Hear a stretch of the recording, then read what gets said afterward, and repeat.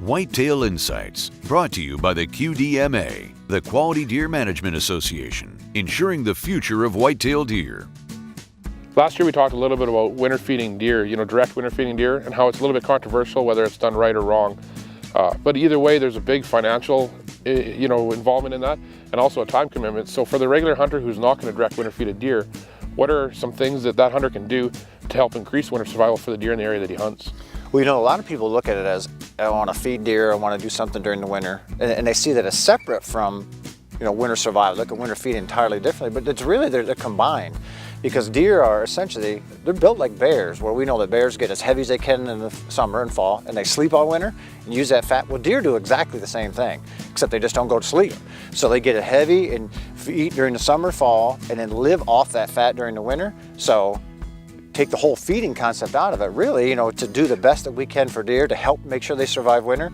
We can do two things. One is make sure that they get as good a food as possible, leading into winter, so they go into winter and as healthy as they can and as much fat reserves as they can. In the best shape possible. The best shape, absolutely possible, which helps us as hunters, because then if we shoot them before that, they're heavier and they have bigger antlers, which is great. And if not, they have the best chance to survive winter. But then once winter hits, the best way is to make sure that they have some good cover to help slow the use of that fat. Right.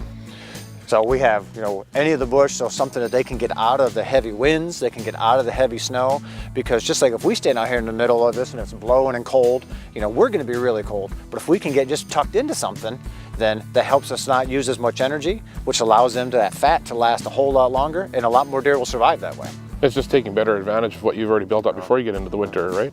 Absolutely. So, good habitat work, but making sure that there is good cover for them to be able to get into.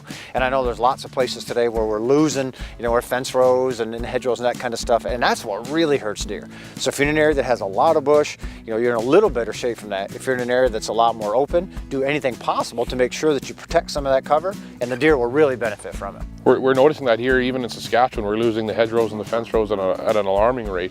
And some of the farmers that we've talked to, they don't know how important those are for the deer.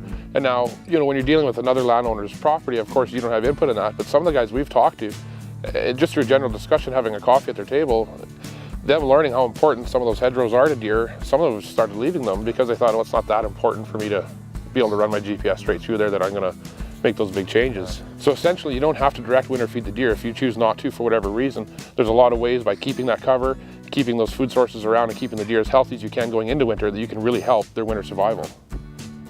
This Whitetail Insight is brought to you by the Quality Deer Management Association. Become a member and ensure the future of whitetail deer.